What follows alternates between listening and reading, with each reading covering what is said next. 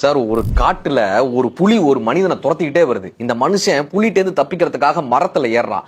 மரத்துல மேல ஒரு கரடி உட்கார்ந்து இருந்தது. இப்ப இந்த புலி கரடி கிட்ட டீல் பேசுது. நீ மட்டும் அந்த மனுஷனை தள்ளி விட, நானும் நீயும் இந்த காட்டுல தானே இருக்கோம், மனுஷனை நீ தள்ளி விட்டுரு, நான் உனக்கு என்ன வேணுமோ செய்யறேன்னு. இப்ப இந்த கரடி சொல்லுது, அவன் என்னிடம் தஞ்சம் அடைந்திருக்கா, இந்த மரம் என்னுடைய, இந்த மரத்துல தஞ்சம் அடைஞ்சிருக்கான், அவனை காப்பாற்ற வேண்டியது என்னுடைய கடமைன்னு அந்த கரடி சொல்லுது.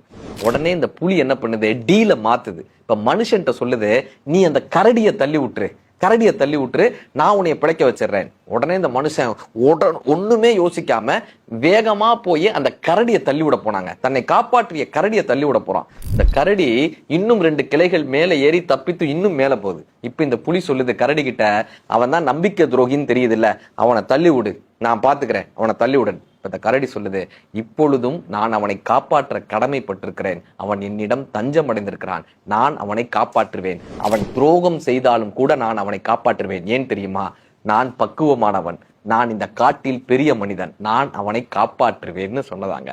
சார், ஜியு போப் சொல்கிறார், அரிஸ்டாட்டிலை விட திருவள்ளுவர் ஒரு படி உயர்ந்தவர். ஏன் தெரியுமா, an eye for eye, tooth for tooth என்று சொன்ன போது தமிழ் தான் கற்றுக் கொடுத்தது. இன்னா செய்தாரை உறுத்தல் அவர் நாண நன்னயம் செய்து விடல். நீங்கள் அப்படி செய்தால் நீங்களும் பெரியவர்களே.